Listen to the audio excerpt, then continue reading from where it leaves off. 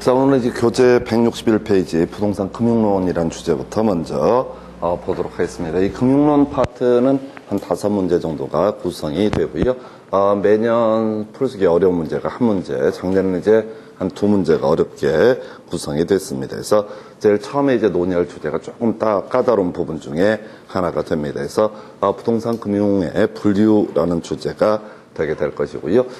우리 교재에 이제 보게 되면 몇 가지 쟁점들이 있게 되는데, 주로 이제 우리 시험 문제에서 쟁점이 다뤄지는 것은 소위 차입자, 빌리는 사람 입장에서 검토하는 것, 요게 이제 주된 출제 이슈가 됩니다. 그래서 소위 이제 지분금융이라는 개념이 있고요. 부채금융, 그 다음에 메자닌 금융이라고 하는 거, 요 세 개 비교하는 게 주된 출제 이슈가 되게 됩니다. 그래서 지분금융이라고 하는 개념은 그런 개념이에요. 그래서 돈을 빌립니다. 그런데 지분권 또는 주식을 지급을 하게 됩니다. 그러면 나중에 그 빌린 돈을 갚지 않아도 되는 것을 가리켜서 지분금융이라는 용어를 쓰게 됩니다. 이에 비해서 부채금융이라고 하는 개념은 돈을 빌렸을 때 나중에 갚아야 되는 것을 가리켜서 부채금융이라고 정의를 하게 됩니다. 그래서 지분금융과 부채금융 이 두 개가 양대 축이 될 것이고요. 그리고 나서 또 하나가 메자닌 금융이라고 해서 지분금융과 부채금융의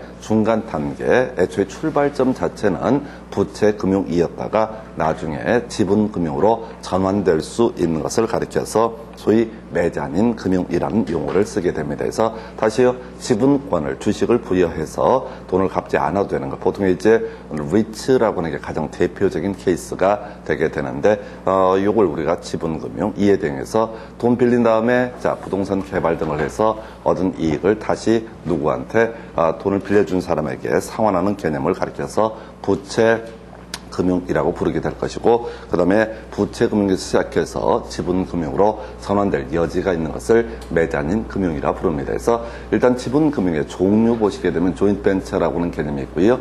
샌디게이트라는 개념도 있습니다.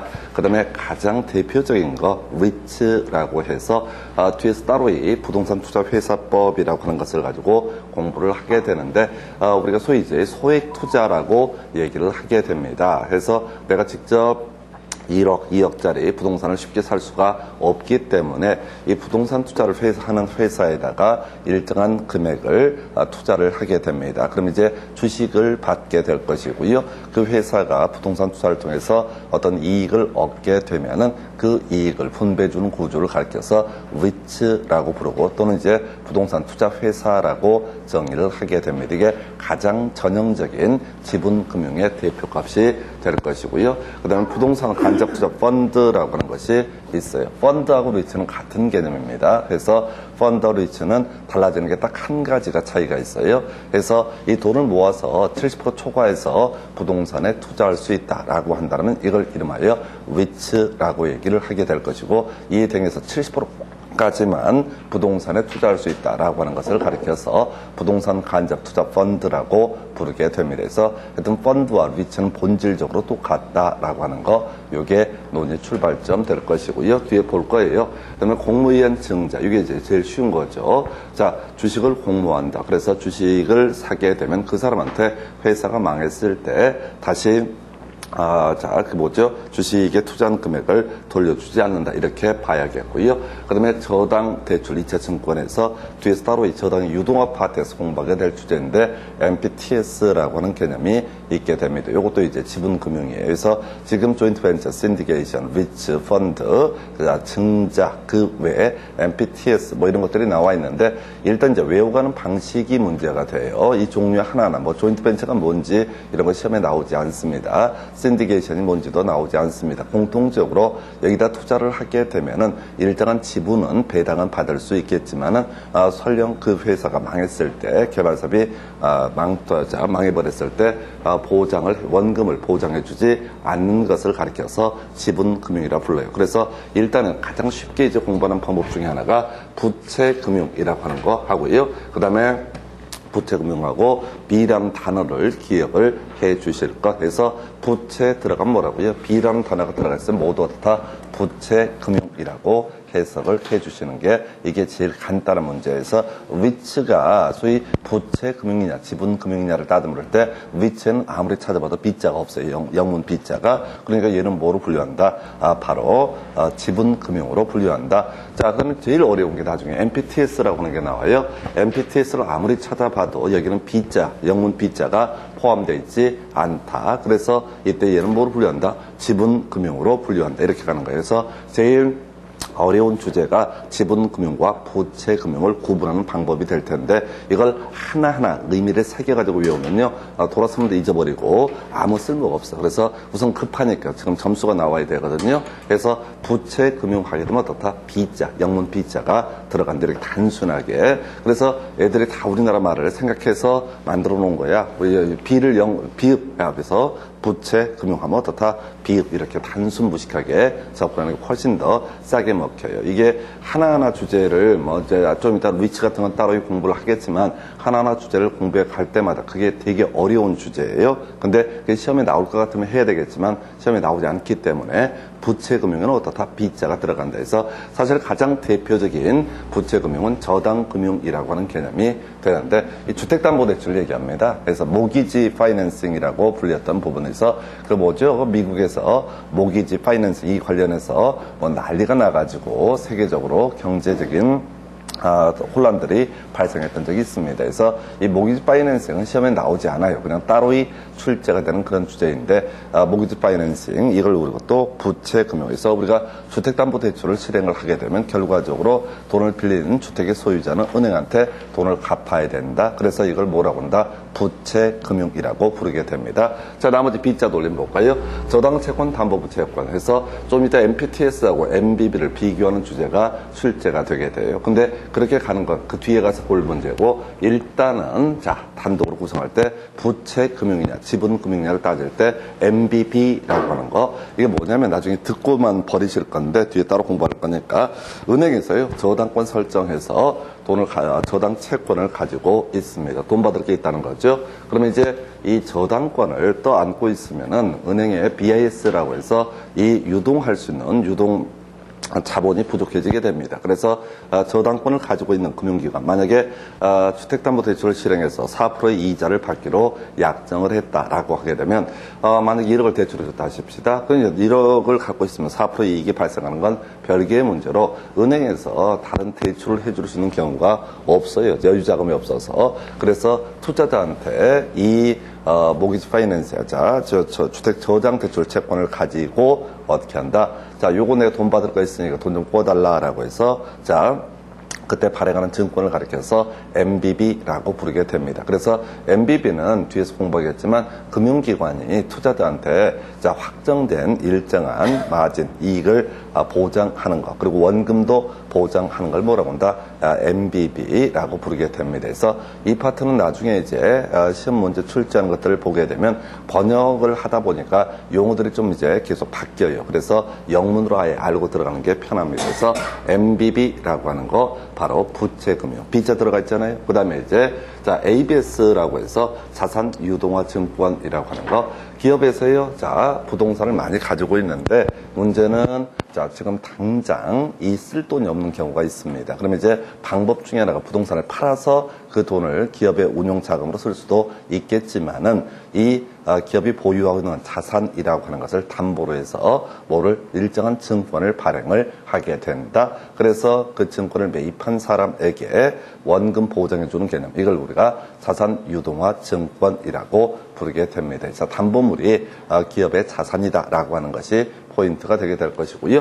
그 다음에 이제 자산 담보 기업의 어음이라고 하는 것이 있습니다. 어음도 결국은 돈 갚아야 되는 것 중에 하나가 되어 있어요. ABCP라고 부르는데 사실 ABS나 ABCP 이런 것들은 16년 동안 시험 지문에 한 번 정도밖에 구성이 되지 않습니다. 거의 구성이 되지 않기 때문에 사실은 which냐 아니냐 이 싸움으로 거의 다 대부분의 문제가 구성이 되는데 일단 B자 돌림, ABS, ABCP 이런 것들도 바로 부채금융의 일종이다. 돈을 빌린 사람이 원금을 보장하고 일정한 이익도 돌려줘야 되는 관계를 가리켜서 부채금융. 그 다음에 이제 주택상환사채는 사실은 여기서는 공부 안 하고요. 주로 공부하는 주제가 어디냐면 공법에서 공부하는 주제 중에 하나가 주택상환사채라는 게 있습니다. 공법을 가서 공부하다 보면 등록사업자라고 해서 일반 건설회사를 얘기합니다. 토지주택공사 이런 애들이 주택건설 자금이 필요하다라고 했을 때 야, 돈 좀 꿔다오. 앞으로 주택으로 돌려줄게 라고 약속하는 거, 이걸 우리가 주택상환사채에서 사채니까 회사채 일종, 돈을 갚겠다 이런 취지가 되게 될 것이고, 그리고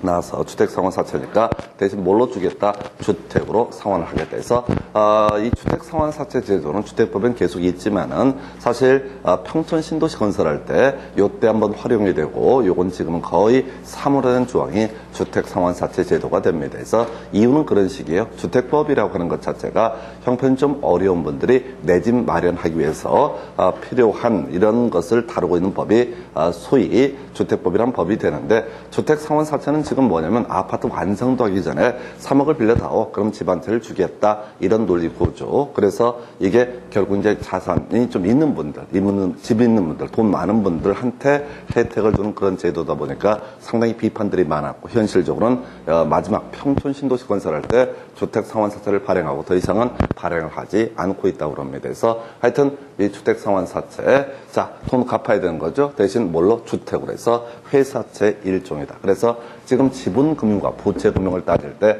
부채금융이라고 하는 것은 결국 원금, 그 다음에 이제 일정한 이익을 보장해 주는 개념을 가리켜서 부채금융이라고 부르게 된다. 그리고 제일 쉽게 접근해 가는 방법이, 자, B자 들어가, 영문 B자 들어가 있으면 어떻다? 이것이 부채금융으로 분류가 되게 될 것이고, B자 없으면 주로 이제 지분금융으로 분류한다 해서 요거는 그렇게 외울 건 대단히 많은데 실제 출제 이슈는 별로 되지 않는 영역이 되겠고, 자, 22회인가요? 23회 때 나왔던 것이 메자닌 금융이라는 것이 있게 됩니다. 그래서, 자, 메자닌 금융에서는 신주 인수권부 사채, 요거 전환 사채, 요 정도로 이제 끊어가야 되는데, 자, 이런 식이에요. 자, 신주 인수권부 사채 또는 전환 사채. 이게 뭐냐면 사채 일종입니다. 회사에서 일정한, 기업에서 일정한 자금을 조달하기 위해서 뭘 발행한다? 사채라고 하는 것을 발행을 하게 됩니다. 사채를 발행했다는 얘기는, 자, 나중에 그 돈을 빌려준 사람에게 다시 돈을 갚겠다라고 하는 것이 사채 기본적인 구조가 됩니다. 앞에서 주택상환사채는 뭐로 분류했다? 부채금융으로 분류했다라고 이렇게 설명을 드렸었거든요. 그러면 전환사채 또는 신주 인수권부 사채라고 하는 것도 기본 출발점은 부채금융에서 시작이 되게 됩니다. 돈을 갚아야 된다 이거는 거죠. 그런데 우리가 돈을 빌리면서 기업에서 약정을 합니다. 혹시 이 돈을 가지고 우리가 뭐 1억을 빌렸는데 회사가 잘 되게 되면 이걸 지분권으로 주겠다라고 이렇게 약정을 하는 거죠. 그래서 자, 투자자 입장에서는 선택을 할 수 있는 겁니다. 원금 상환해 달라, 원금 이자를 달라 이렇게 자, 주장을 할 수도 있고, 나중에 신주 새로운 주식으로 이것을 상환을 받는 것도 하나의 방법이 된다. 똑같은 개념이 전환사채라고 하는 거, 자, 전환할 수 있다는 얘기죠. 그래서 원래 단순하게 빌려준 돈하고 이자를 받는 것이 기본 구조가 되게 될 것인데, 모두 가능하다. 바로 나중에 주식으로 전환할 수 있는 거, 이걸 우리가 전환사채. 그래서 전환사채나 신주 인수권부 사채라고 하는 것은 기본적으로 출발점 뭐라고요? 부채금융의 일종입니다. 다만 투자자 입장에서, 돈을 빌려준 사람 입장에서는 이걸 뭘로 바꿀 수 있다? 지분금융으로 바꿀 수 있는 선택, 옵션이 주어져 있는 것을 가리켜서 메자닌 금융이라고 부르게 됩니다. 그래서 자, 이제 B자 들어가 있으면 뭐가 된다? 부채금융. 이거 절대 잊지 마세요. ABCP, ABS 뭐 봐봤자 몰라. 제가 지금 5년, 6년째 보고 있는데 볼 때마다 헷갈려. 그 말을 갖고 짜증나. 그래서 파지 말라고. 이게 자주 나올 것 같으면 이걸 파야 되는데 이건 주요 이슈가 되지 않아요. 그래서 기승전결의 기에 해당이 될 것이고, 마지막 쟁점 삼았던 것은 사실은 리츠는 지분금융이다 해서, 다시 리츠가 뭐라고요? 자, 부동산 투자 회사에 발행하는 주식을 내가 매입을 하게 되면은 내가 그 회사가 망했을 때 원금 달라고 할 수 있다 없다? 없다라고 하는 거, 리츠는 바로 뭐가 된다? 지분금융의 일종이 되게 된다라고 할 것, 요렇게 하나 보셨어요. 지분금융. 그래서 자, 지금 지분금융과 부채금융과 메자닌 금융, 제일 앞쪽이 제일 어려워, 이 주제가. 해서 자, 이 정도가 바로 상환 의무 여부에 따른 분류 이런 식으로 정의를 하게 됩니다.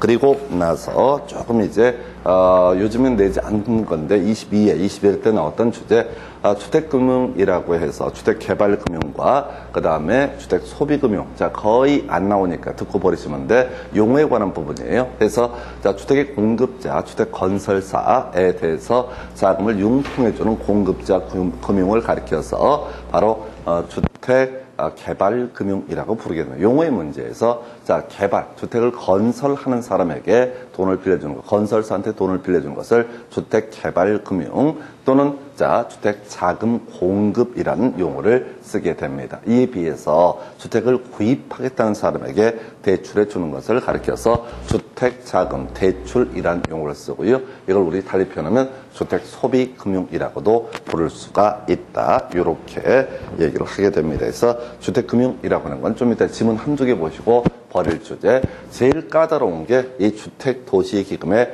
용도. 근데 지금 5년 사이 두 문제가 구성이 됐거든요. 자, 요거는 사실은 이 학계론을 가지고 시험을 보는 게 아니라 나중에 주택법이라는 공법 내용을 가지고 해석을 하게 됩니다. 그래서 자, 공법할 때 설명드렸던 내용을 간단하게 말씀을 드리겠습니다.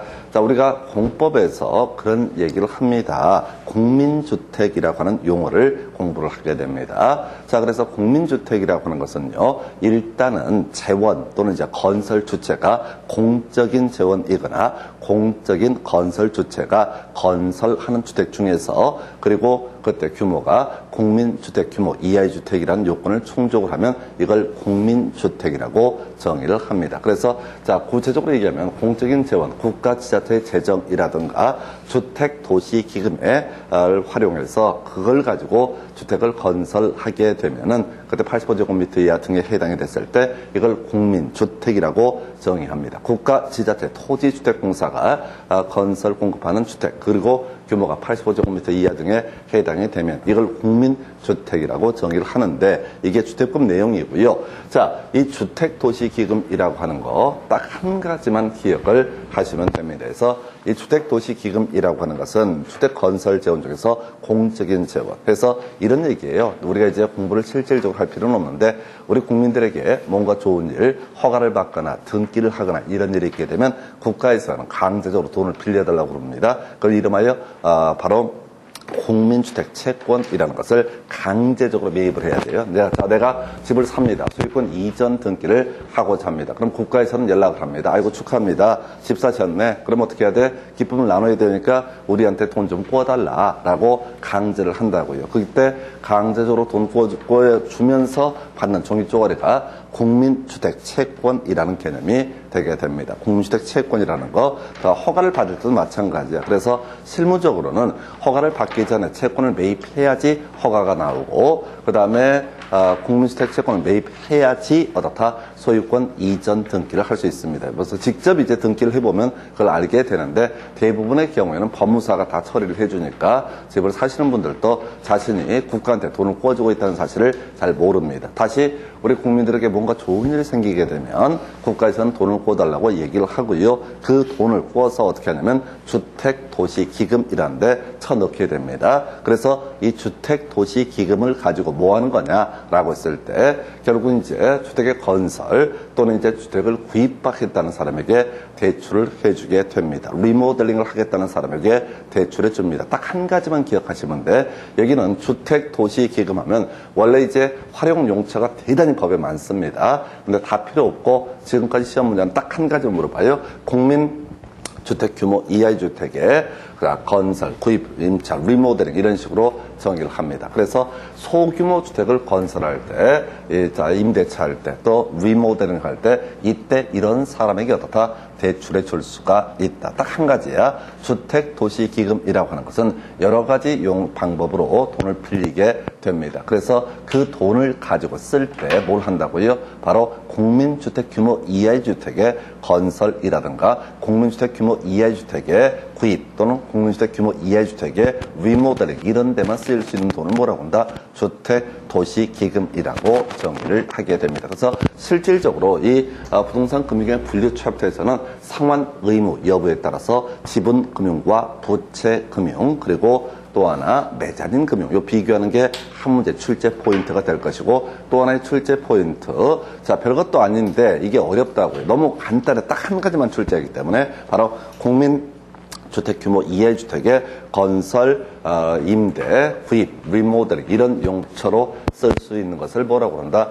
주택 도시 기금이라고 부르게 됩니다. 그래서 이 주택 도시 기금이라고 하는 거 요렇게 가게 돼요. 이게 너무 간단해서 어렵다니까 딱 한 가지만 계속 내. 딱 한 가지만 계속해서. 그래서 우리가 은행 가면요. 자, 우리 저런 거 있잖아요. 주택담보대출 받는 경우. 그때 은행에서 자, 좀 대출해 주는 경우 있어요. 근데 가끔 보면 금리가 상당히 쌉니다. 상당히 싸요. 일반적인 신용대출이나 이런 것보다 훨씬 더 금리가 싸요. 이유가 뭐냐면은 주택 도시 기금의 돈을 활용해서 대출해 주는 거야. 자, 정부에서 조성한 그 기금을 가지고 대출해 주니까 은행 돈이 아니야, 그 돈은. 그래서 은행 가서 대출을 그런 주택담보대출이나 이런 걸 하게 되면 그 뭐죠? 은행에서는 아무리 많이 대출을 해주고 싶어도요, 정부한테 일정한 제약을 받게 되죠. 요즘에 이제 나왔던 것이 우리 정책론에서 또 뒤에서 논의하겠지만 LTV라고 해서 LTV 비율을 하향 조정한다 이런 식으로 해서 주택 가격의 뭐 예를 들어서 60%까지만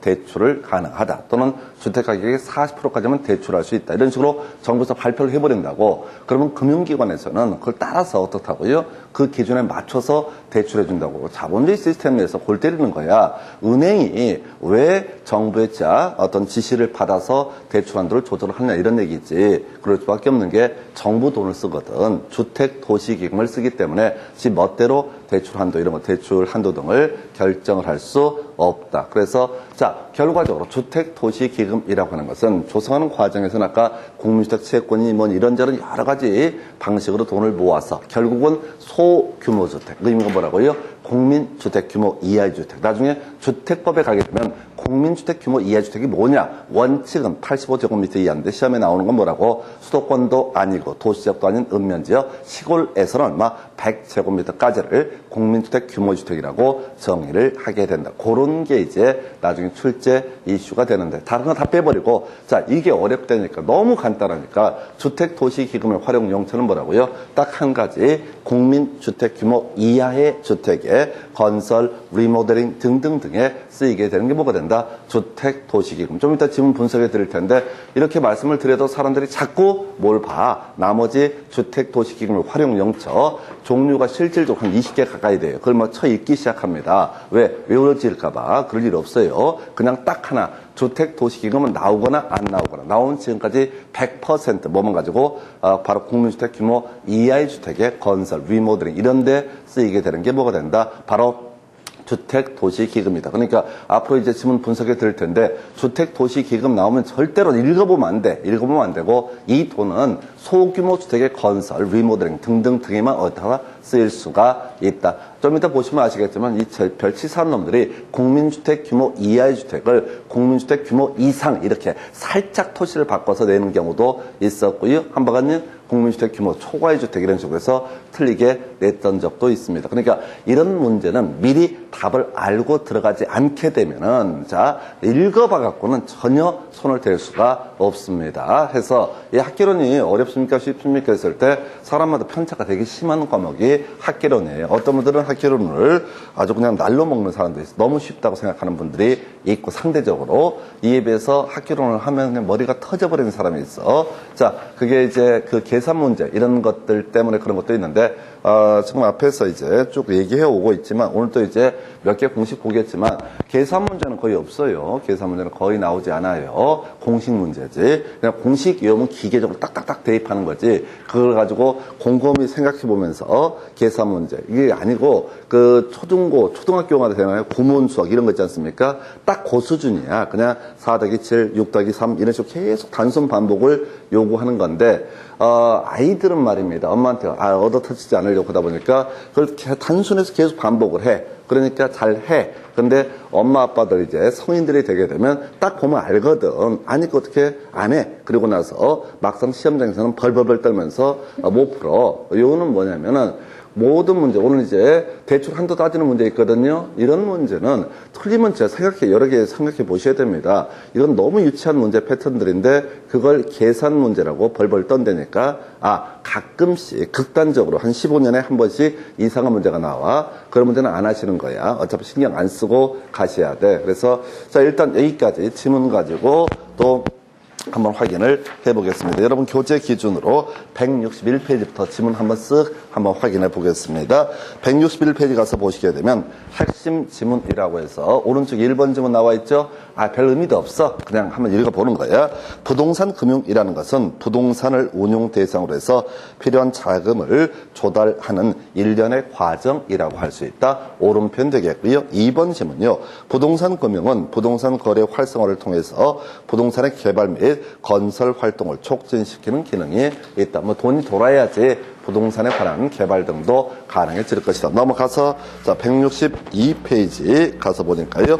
자 부동산 투자 회사 조인트벤처는 자금 조달 방법 중 지분금융에 해당한다. 자 항상 지분금융 얘기하게 되면은 부채금융하고 비교하시되 부채금융에 뭐 들어간다고 했어? 비읍 부채, 비 들어가 있으면 어떻다? 이게 부채금융. 자, 근데 리츠의 R하고요, 조인트벤처의 J, B 이런 것들은 어떻다? B는 아니지요. 그러니까 다 어떻다? 지분금융에 해당이 된다. 이렇게 무식하게 가셔야 돼. 돌아서면 잊어먹게 돼 있어. 조인트벤처, 신디케이션. 저는 설명 다 해봤어요. 해보니 3초를 못 가요. 3초를 못 가고 돌아서면 잊어버리고. 그리고 더 중요한 건 조인트벤처가 뭐고 신디케이션이 뭐고 이런 것들 자체가 시험에 안 나와. 우리가 그저 기억할 건 조인트벤처도 신디케이션도 영문 B가 들어가 있다 들어가 있지 않다 들어가 있지 않다. 그러니까 걔는 뭐가 된다? 지분금융이 된다. 이렇게 해서 점 따시고 대신 어디 가서 얘기는 하지 마시라고. 부채금융은 B 들어가고 지분금융은 B 안 들어가고 너무 없어 보여. 그러니까 얘기를 하지 말고 슬그머니 이렇게 딱 답만 딱 체크하고 그냥 다 외운 것처럼 편하게 너무 없어 보여. B 있나 없나 이런 식으로 해서 2번 질문 자금 조달 방법 중 부동산 신디케이션은 지분금융에 해당한다. 지분금융에 해당한다. 이 판 앞에 뭐 없어? B, 영문 B 없죠?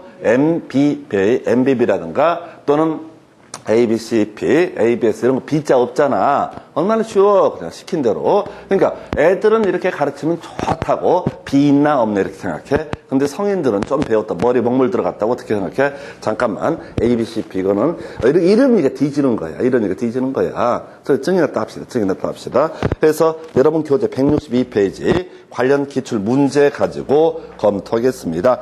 29회 때 나왔었고 24회 때 나왔던 주제가 되겠네요. 먼저 1번 문제 지분금융에 해당하는 것은 주택상환사채, 신탁증서금융, 자 리츠, 그 다음에 자산담보부 기업어음에서 일단은 확실한 건 리츠죠? 네. 그냥 답 3번 찍으면 되는 거야. 그러면 신탁증서금융은 뭘까? 뭐 이런 거 좀 생각 좀 하지 마요. 그리고 4번, 5번에 중간에 B 들어가 있지? 네. 4번, 5번에 B, A, B, C, P, 그 다음에 M, B, B 뭐 들어가 있잖아? 네.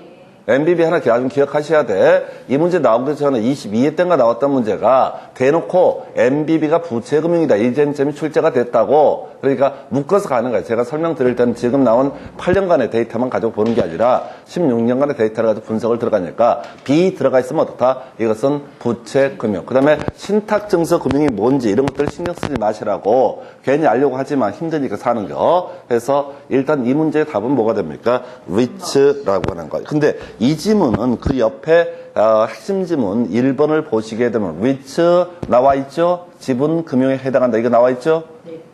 그러니까 같은 문제 계속 업어치고 맺히고 낸 것 또 내고 이런 식으로 출제를 한다고. 아니 핵심 지문 1번에 뭐라고 돼 있어? 자 부동산 투자회사 리츠와 조인트벤처는 자 끝머리 지분금융에 해당한다라고 이렇게 출제가 됐었다고요. 보니까 28회 때 나왔다고 사이드 지문으로. 그리고 나서 29회 때는 대놓고 지분금융을 고르시오 해서 뭘 뽑았어? 리츠를 뽑아냈다고 이렇게 이제 구성하는 거야. 해서 답은 일단 3번이고요. 2번 문제. 자 매자닌 금융의 유형으로 옳은 것을 고르시오. 신주인수분부사채, 전환사채. 애초에 출발점은 뭐가 되지만 부채금융이 되지만은 나중에 바로 지분금융으로 전환시킬 수 있는 거. 이걸 뭐라고 그런다? 메자닌 금융이라고 부르게 됩니다. 그래서 지금 이제 24회 때 나왔던 것이 메자닌 금융. 그리고 이제 주로 지금 지분금융과 부채금융을 비교하는 문제가 구성이 되는데 영문 B 들어가 있으면 어떻다? 부채금융. 이렇게만 가셔야 돼. 그리고 중간에 아까 1번에 2번 지문처럼 한 개 정도 비워두셔야 돼. 문제 지문 5개를 다 소화하려고 욕심을 부리다 보면 시험장 가서 무너집니다. 무조건 모르는 거 나온다고 생각하셔야 돼. 근데 모르는 건 답이 아니야. 항상 답은 쉬운데 줄서 있고 꼭 중간에 한두 개 모르는 것들 흔들어준다. 그 정도까지. 그 다음 여러분 교재 163페이지 가서 주택금융 관련한 지문들 나와 있습니다. 그래서 1번 지문요. 교재 163페이지 주택금융은 주택자금 조성, 자가주택 공급 확대, 주거 안정 등의 기능이 있다. 그래서 뭐 하여튼 주택 자금 관련해서 돈이 돌아야지 주택 건설도 할 수 있고 살 수도 있다. 이런 식의 취지. 큰 의미 없죠. 2번 지문 답이 됐는데 사실 이 문제는 죽으라고 내는 문제 중에 하나가 되겠습니다. 왜? 지문 길이 자체가 말도 못하게 길어서 그 당시에 틀리라고 냈던. 그냥 제가 그랬잖아요. 이 금융론 파트 5문제가 출제가 되는데 보통 한 문제 정도는 아주 개 짜증나게 문제 구성을 한다. 그래서 이 짜증나는 지문을 분석해봤자 아무 소용이 없어요. 자, 지금 분석이 드릴 텐데 문제는 이 지문 자체가 그 후로 단 한 번도 유사한 지문도 출제가 되고 있지 않다. 그래서 1년에 금융론 5문제 내외 중에서 한 문제 정도는 무조건 흔들어주는 문제가 나온다. 대충 찍고 넘어가시면 된다. 이렇게 설명을 드립니다. 주택금융시장은 금융기관이 수취한 예금 등으로 주택담보 제출을 제공하는 주택자금 공급시장. 이게 틀렸어요. 다른 거 필요 없고 주택담보대출이라고 하는 것은 뭐라고요? 주택자금 대출시장에 해당이 되게 됩니다. 소비자한테 대출해 주는 걸 뭐라고 한다? 주택자금 대출. 자, 아파트 건설업자에게 바로 대출해 주는 걸 뭐라고 한다? 주택자금 공급금융이라고 부르게 됩니다. 뒤에 갈 것도 없어요. 이 용어 때문에 틀린 거야. 근데 이런 게 썩 마음에 안 드는 이유가 뭐냐면은 이게 부동산 학개론이라고 하는 게 용어가 정리가 되어 있는 게 아니라 각 학자들마다 외국 서적을 번역하는 과정에서 지들 멋대로 이 번역을 하다 보니까 이게 악의가 잘 안 맞습니다. 그래서 대신 이런 것들을 쫓아가시면 절대 안 돼. 그래서 2번이 틀렸다. 그 당시 답을 뽑았는데 참고적으로 말씀드리면 그 당시 지문, 요 지문을 제외한 나머지 지문은 되게 쉽게 구성을 했어요. 그래서 이건 그냥 에이 이거 같은데 라고 찍는 문제이지 이 지문이 왜 틀렸어 뭐가 틀렸어 라고 해서 푸는 문제는 아니다 라고 하는 거. 그래서 객관식의 장점은요, 우리가 공부를 쭉 해가다 보면 일단 답이 되는 주제를 정확하게 외우는 게 포인트고요. 두 번째가 좀 쉬운 것들, 잡다한 것들을 깔아주면서 아까 지분금융이다 부채금융이다 이런 걸 쭉 깔아주면서 그 당시에 이걸 답으로 구성했던 지문. 내용 더 이상 보실 거 없습니다. 3번 주택소비금융은 주택을 구입하려는 사람이 주택을 담보로 제공하고 자금을 제공받는 형태의 금융을 의미한다. 해서 주택소비금융, 주택담보대출이라고 하는 거, 요 정도의 개념에서 자, 여기는 큰 의미가 없어요. 2번을 답을 뽑았는데 별 의미는 없고요. 넘어가서 여러분 교재 164페이지 가서 보시게 되면 일단 지금 28회 때 하고요. 그 다음에 또 하나가 23회 때 등에 출제가 됐습니다. 바로 주택도시기금이라는 개념이 되게 됩니다. 그리고 지금 여기는 제가 시험에 필요한 부분만 오려낸 것이고요. 실질적으로는 주택도시기금의 활용용처 한 20몇 개 됩니다. 때려 죽여도 못 외웁니다. 자, 그런데 이미 설명드린 것처럼 딱 정해져 있죠. 주택도시기금의 활용용처. 다른 거 다 필요 없고 국민주택 규모 이하의 주택. 다시 소규모 주택의 건설, 구입, 또는 리모델링 등에 쓰일 수 있는 것이 뭐가 된다? 주택도시기금이다. 이걸 단순화시켜야 되는 거예요. 그러니까 23회 때 문제 구성이 됐을 때도 뭘 생각해야 돼? 출제 포인트를 딱 잡는 거야. 주택도시기금의 활용처가 너무 양이 많아서 못 외운다. 그러면 그냥 막연하게 봐서는 안 되고 주택도시기금은 무조건 단순화시켜서 뭐라고요? 다른 거 다 빼버리고 국민주택 규모 이하 해서 기금 이하, 기금 이하, 기금 이하, 기금 이하 주택도시기금 뭐라고요? 국민주택 규모 이하의 주택의 건설, 리모델링, 구입 등에 쓰인다. 기금 이하 이렇게 하는 거야. 그 한 페이지를 딱 한마디로 정리하면 뭐라고요? 기금 이하 이런 식으로. 물론 처음에는 잘 안 외워집니다. 근데 무식하게 기금 이하 이렇게 단순화시켜야 돼. 제발 생각 좀 하지 마요. 이번에 이제 기금 이하가 나왔으면 뭐 이렇게 뭐가 내지 않을까? 그럼 출제위원을 하시던가 해서 출제위원 능력 안 되면은 단순화시켜서 가셔야 돼. 근데 기금 이하 이렇게 외웠어도 알면서도 문제를 틀리게 구성한다고 열받게 살살. 지금부터 먼저 확인을 해보겠습니다. 자, 공공주택금융은 일반적으로 민간주택금융에 비해서 대출금리가 낮고 대출기간이 장기이다. 설명드릴게요. 바로 주택도시기금 등을 담보로 해서 대출해 주는 거 상대적으로 뭐라고요? 일반 사기업, 자, 은행에서 단순하게 자신의 자본으로 대출해 주는 것보다 금리 낮고 대출기간도 길다라고 하는 거. 그래서 우리가 주택 구입할 때 뭐 20년 이런 식으로 대출을 하잖아요. 그 은행에서 대출해 주는 거 아닙니다. 바로 뭘 가지고? 주택 도시 기금을 가지고 대출해줘. 그런데 은행 가서 은행 직원들을 만나게 되면 그것들은 마치 지도인 양 정말 최선을 다해서 아주 깐깐하게 심사를 하죠. 짜증나게 그냥. 그래서 요거요. 이런 잡다한 지식들이 많아지게 되면 은행 갔을 때 지금 볼 때 짜증납니다. 원래 일이니까 그렇게 하는 건 좋은데 시키니까 하는 건 좋은데 지돈도 아닌데 왜 이렇게 까탈스럽게 시비를 걸어 짜증나게. 이게 이제 어설프게 배우면 그렇게 돼요. 그래서 그렇다 치고 주택도시기금이라고 하는 게 뭐라고요? 공공주택금융의 일종이다라고 이렇게 봐야겠고 2번 질문요.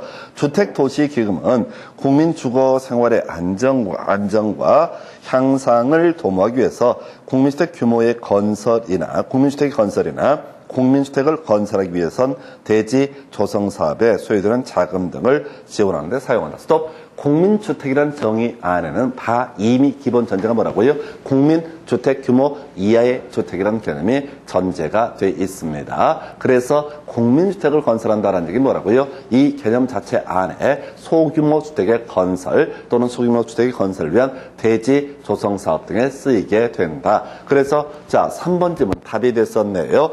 국민주택 규모를 초과하는 주택의 구입자 또는 임차자에 대해서 주택도시기금의 대출이 가능하다. 초과 틀렸죠? 기금 이하라고 해서 이 문제는 그래도 괜찮았어. 사실은 초과하면 딱 눈에 띄니까. 자, 기금 이하라고 외운 사람한테 자, 초과라고 하는 건 틀렸다. 여기까지는 괜찮아. 근데 바로 옆에 기출문제를 보게 되면 거의 욕 나옵니다. 뭐라고 되어 있냐면 28회 때 문제예요. 주택도시기금 법령상 주택도시기금 중 주택계정의 용도가 아닌 것은 우리가 외웠던 건 기금 뭐라고요? 이하라고 이렇게 단순하게 외우셨어. 그래서 1번 국민주택 건설에 대한 유용자. 국민주택이 뭐라고 써요? 소규모주택이라는 개념이 전제가 되어 있다. 다시 국민주택이라고 하는 것은 건설 주체가 공적인 주체, 건설 재원이 공적인 재원, 그리고 공통적인 요소가 뭐라고요? 국민주택 규모 이하의 주택이라는 개념이 전제가 되어 있다. 2번 준주택 잘 모르죠. 3번 준주택. 자, 나와 있는데, 준주택, 모르는 거 건드리는 거 아니고요. 준주택은 주택법에서 공부하게 되는 건데, 나중에, 자, 기다노라고 해서 듣고 버리시는 거예요. 주택법에서 공부할 주제니까. 기숙사, 다중생활시설, 노인복지주택, 오피스텔, 기다노 해서 기숙사, 그 다음에 다중생활시설, 노인복지주택, 그 다음에 오피스텔 듣고 버리시는 거예요. 기다노. 다시 준주택이라고 하는 것은 주택법 할 때 한 번 시험에 구성이 됐는데, 자, 주택법은요, 이런 얘기입니다. 주택을 건설해서 청약저축 등에 가입한 사람에게 분양하는 것을 목적으로 하는 것을 주택법 적용을 하게 됩니다. 근데 기다노, 기숙사, 다중생활시설, 노인복지주택, 오피스텔, 기다노는요, 일반 분양을 하지 않습니다. 주택법을 적용하지 않습니다. 근데 이명박 정부 시절에 시장이 주택시장이 좀 불안한 상태에 이르게 되니까 그때 도시형 생활주택이라는 개념하고요. 그 다음에 지금 다중자 생활시설 등 해서 준주택이라는 개념을 만들어내게 돼요. 그래서 준주택도 기본 개념이 뭐라고요? 자, 일반 서민들의 주거 안정을 위해서 좀 많이 공급을 하자 이런 식의 취지. 그렇다 치고 자 4번인가요? 국민주택 규모 이상인 주택의 리모델링에 대한 유용자. 다른 거 필요 없고 이상 틀렸죠? 이게 제일 어려웠다고. 26회 때는 초과했으니까 눈치를 닦아. 초과하니까 이거 틀렸어. 그런데 28회 때 문제는 난이도를 올려가지고 국민주택 규모 이상이라고 이렇게 해서 흔들어 놨다고. 그래서 이게 얼마나 어려운 문제냐면 이게 너무 간단한데 수험생들이 어떻게 한다고요? 여러 가지를 막 본다고. 준주택도 보시고 뭣도 보시고 한 20개 가까이를 쳐 읽어요. 그걸 외울 수 있다고 생각하시는데 상담하는데 안 돼요. 제가 교대 작업하고 이러면서 분석하면서 여기는 기금이야 이렇게 외워도 그게 얼마나 어려운지 제가 스스로 느꼈거든요. 왜냐하면 내가 이 문제를 보고 바로 답이 손이 안 가. 국민주택 규모 맞는데 이런 생각이 든다고.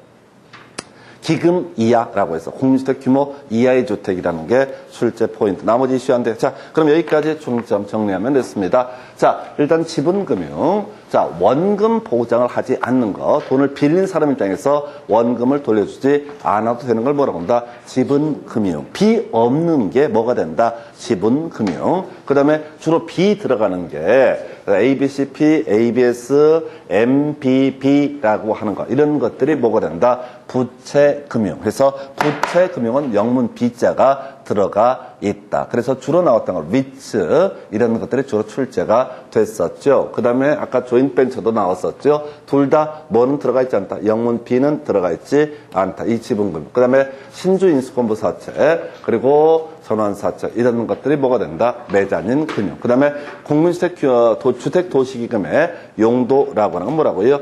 국민주택 규모 이하의 주택, 그저 이하. 그래서 아까 출제했던 것이 초과라든가 또는 지금 까다롭게 나왔던 게 이상이라고 하는 거예요. 이 정도 보시고 잠시 끊었다가 프로젝트 파이낸싱부터 이어갑니다.